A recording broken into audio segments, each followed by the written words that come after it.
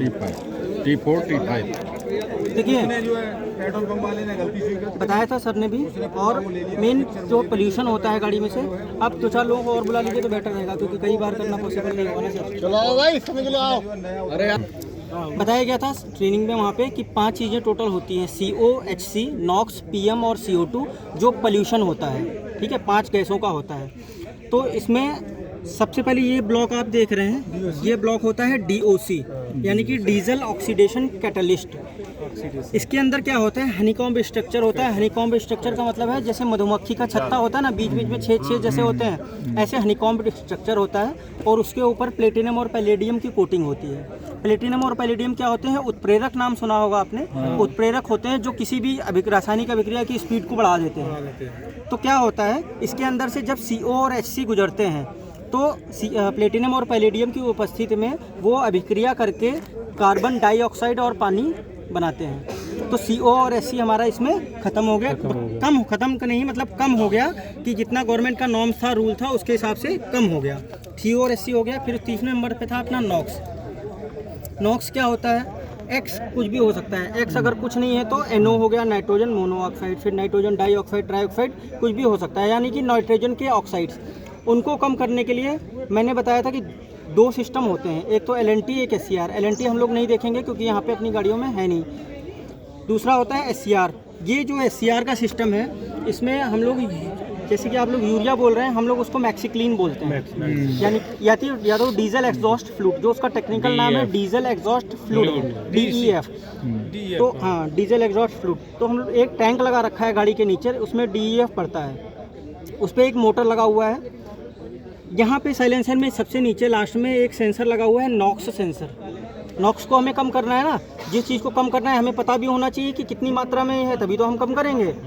पता होना चाहिए। तो वो सेंसर लगा हुआ है, वो सेंसर गाड़ी के कंप्यूटर को बताता है कि साइलेंसर से कितनी NOx निकल रही है। जब वो NOx एक लेवल से ऊपर जाने लगती है, जब भी मान लीजिए इतना है, इससे ज़्यादा होने लगी, गवर्नमेंट ने बोल रखा है इससे ज़्यादा नहीं होना चाहिए, जैसे ही उससे थोड़ा सा ऊपर होने लगी कि तुरंत ECU को पता चलेगा, कंप्यूटर को। कंप्यूटर जो यूरिया DEF वाले टैंक में मोटर लगी है, उस मोटर को चलाएगा। उस मोटर को चल के पाइपलाइन के थ्रू यहाँ पे DEF आ जाएगा। इसको बोलते हैं डोजिंग मॉड्यूल। डोजिंग मॉड्यूल मतलब डोज करने वाला, खुराक देने वाला। डोज का मतलब खुराक होता है ना, तो खुराक देने वाला डोजिंग मॉड्यूल।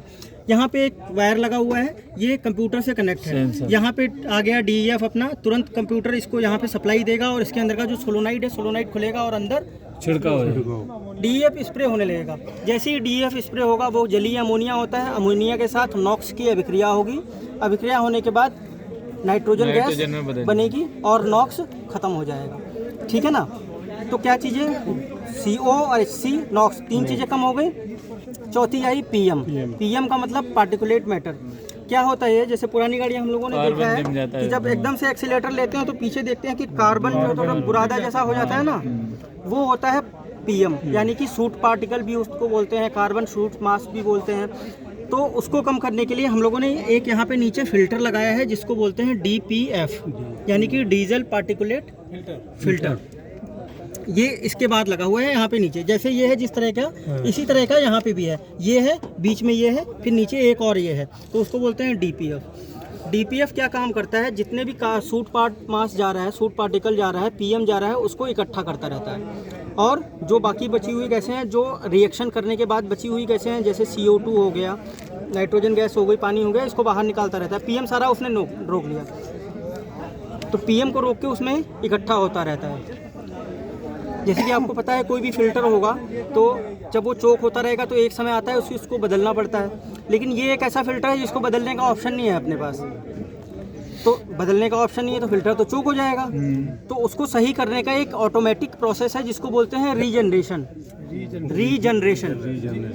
हाँ, फिल्टर साफ करने का एक ऑटोमेटिक प्रोसेस है, उसको बोलते हैं रीजनरेशन। री का मतलब दोबारा, जनरेशन का मतलब जनरेट होना, दोबारा जिस कंडीशन में था उस कंडीशन में जनरेट होना, यानी कि साफ हो जाना। तो रीजनरेशन क्या कब होता है, जब फिल्टर एक लिमिट से ऊपर चोक होने लगता है।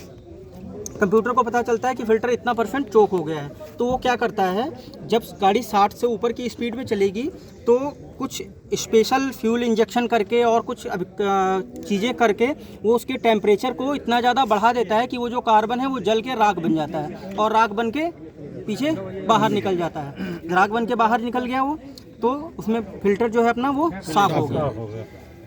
ये प्रक्रिया जैसे कि मैंने बताया कुछ स्पेशल कंडीशन पे ही कंप्यूटर करता है, जैसे कि 60 के ऊपर की स्पीड में, है ना। तो अगर 60 की कम की स्पीड पे परमानेंट गाड़ी चल रही है तो, या ट्रैफिक में या सिटी में परमानेंट गाड़ी चल रही है, तो फिल्टर चोक होने लगेगा। चोक होता रहेगा होता रहेगा होता रहेगा। जब एक लिमिट आएगी उससे ऊपर जब चोक होगा तो वो लाइट जलने लगेगी, ठीक है, वो लाइट जलने लगेगी। तो इसका मतलब है फिल्टर अपना पार्शियली चोक हो चुका है, मतलब थोड़ा बहुत चोक हो चुका है। उसी कंडीशन में आपको या तो गाड़ी हाईवे पे चलाना है 60 से ऊपर की स्पीड में आधा घंटा, वो लाइट चली जाएगी, फिल्टर साफ़ हो जाएगा। या तो पार्क रीजनरेशन करना है बटन से, जैसे कि बताया गया था। तब भी अगर आप नहीं करते हैं तो कुछ चलने के बाद वो बताएंगे, कुछ चलने के बाद आप फिर भी नहीं करते हैं तो वो लाइट जो है ब्लिंक करने लगेगी, जलने बुझने लगेगी। पार्क रीजनरेशन के बारे में एक बार बता दीजिए कैसे करना है। फिर उसके बाद भी अगर आप यहाँ ध्यान नहीं देते हैं तो वो वाली लाइट के साथ में ओबीडी लाइट भी जलने लगेगी, ठीक है। ओबीडी लाइट जब जलने लगेगी तो गाड़ी एक्सेलेटर लेना बंद कर देगी। एक्सेलेटर लेना बंद कर देगी तो आपके पास वो जो रोड पे जाके करते थे वो ऑप्शन खत्म हो जाएगा, क्योंकि गाड़ी एक्सेलेटर नहीं ले रही है तो स्पीड ही नहीं बढ़ेगी, है ना।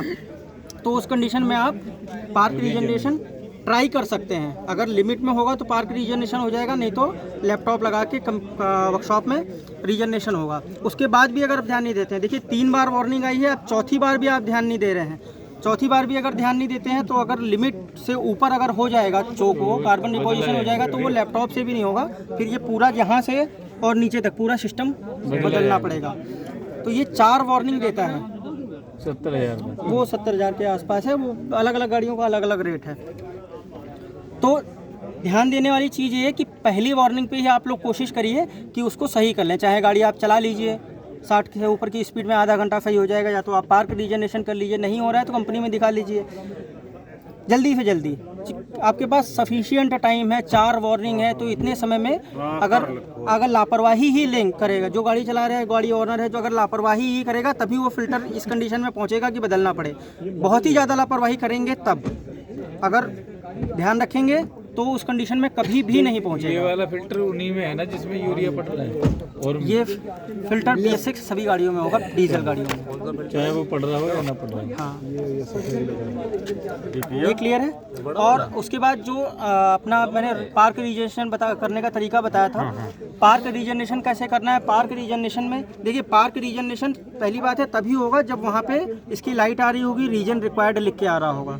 अगर आपको नॉर्मल फिल्टर साफ करना है तो आपको गाड़ी चलानी पड़ेगी। अगर वहाँ पे लिख के आ गया कि रीजन रिक्वायर्ड, मतलब रीजनरेशन की ज़रूरत है, रीजनरेशन करिए, वहाँ पे लिख के आएगा तो आप बीच में रीसेट वाला बटन होता है, रीसेट वाला एक बटन होता है क्लस्टर मीटर में, उस बटन को दबाएंगे जब तक कि क्लस्टर मीटर पे रीजन लिख के ना आ जाए।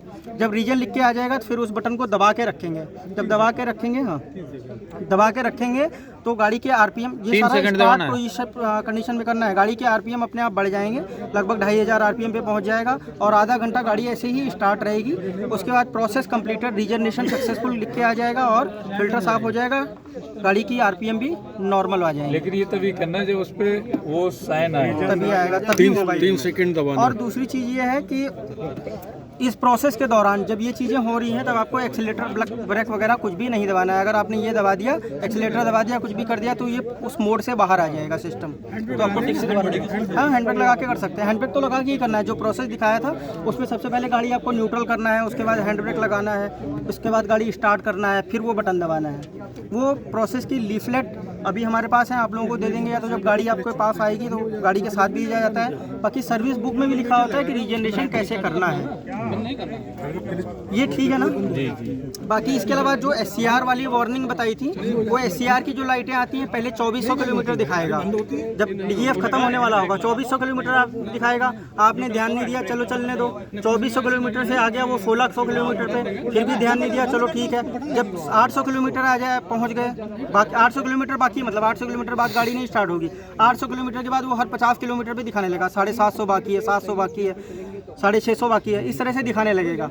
अब इतना 2400 किलोमीटर तक अगर गाड़ी आपको वार्निंग दे रही है तो 2400 किलोमीटर में तो पूरा इंडिया क्रॉस कर सकते हैं। तो अगर फिर भी अगर DEF नहीं डलवा रहे हैं तो ये तो बहुत बड़ी लापरवाही हो गई। तो इतने में आराम से कहीं भी डलवाया जा सकता है DEF, क्योंकि हर 150 200 किलोमीटर पे तो कंपनी है, वर्कशॉप है। 2400 किलोमीटर बहुत होता है। हाँ बिल्कुल डलवा सकते हैं।